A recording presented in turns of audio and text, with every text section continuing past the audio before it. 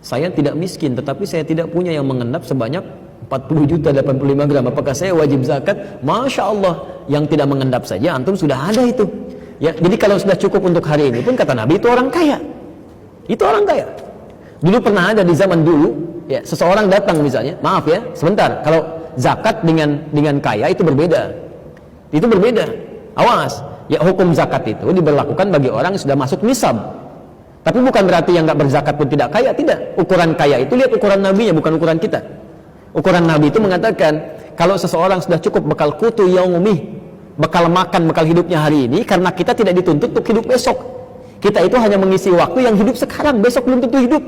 Besok itu cuma merencanakan. Ada begini, ada begini, ada begini untuk seperti ini. Jadi kalau antum cukup bekal untuk hari ini pun, hidup hari ini itu sudah kaya kata Nabi. Karena besok belum tentu hidup. Besok itu cuma rencana. Kalau besok hidup lagi, saya mau infak sekian. Kalau besok hidup lagi, digunakan sekian. Kalau hidup lagi, digunakan amal sekian. Begitu meninggal dunia, itu semua nggak ada yang dipakai. Jelas ya? Baik. Yang paling menarik begini, ukurannya, kalau sudah cukup bekal untuk hari ini, itu sudah baik. Jangan merasa miskin, itu sudah kaya. Sudah baik. Bahkan dulu terjadi di zaman dulu, ada seorang datang pada ulama, datang, ya Syekh, ana miskin katanya. Syekh, saya miskin. Anta ghani, kamu kaya katanya. La ana miskin, anta ghani, kamu kaya. Ana miskin ya Syekh, la anta ghani. Apa yang terjadi? Dan ini nanti dicontoh oleh salah seorang ulama Saudi yang mendapatkan peristiwa yang sama. Ini sudah zaman dulu terjadi. Tiba-tiba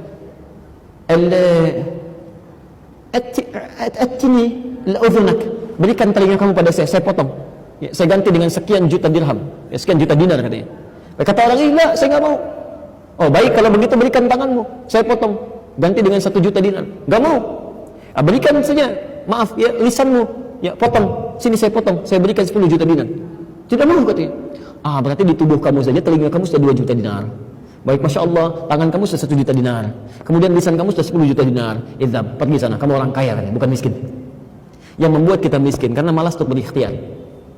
Nah, kalau sudah harta terkumpul, rumusnya gunakan di ayat ke-77 di surah ke-28. Dia harus mengendap.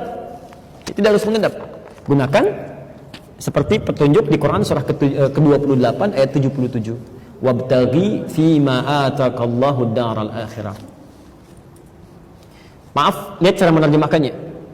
Senilai apapun harta yang dimiliki. Bukan sebanyak ya, tapi senilai apapun. Karena ukuran banyak itu bisa relatif. Senilai apapun harta yang dimiliki, dan gunakanlah harta itu untuk mencari kemuliaan akhirat yang Allah janjikan kepada kita. Singkatnya, kalau Allah berikan harta kepada kita lebih dari apa yang kita butuhkan, itu artinya modal ibadah kita untuk mengejar surga dari harta itu.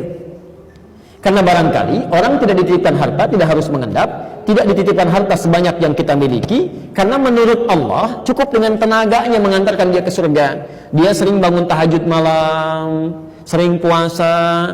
Orang baru puasa Senin sudah bangga, dia sudah Senin Kamis. Orang Senin Kamis sudah senang, dia sudah Ayamul Bid. Orang Ayamul Bid sudah bahagia, dia sudah puasa Daud. Sehari puasa, sehari 3. Masya Allah, ini orang puasa Daud, dia malah berpikir, saya juga sholat Daud, subuh sholat, duhur tidak, asar sholat, maghrib tidak.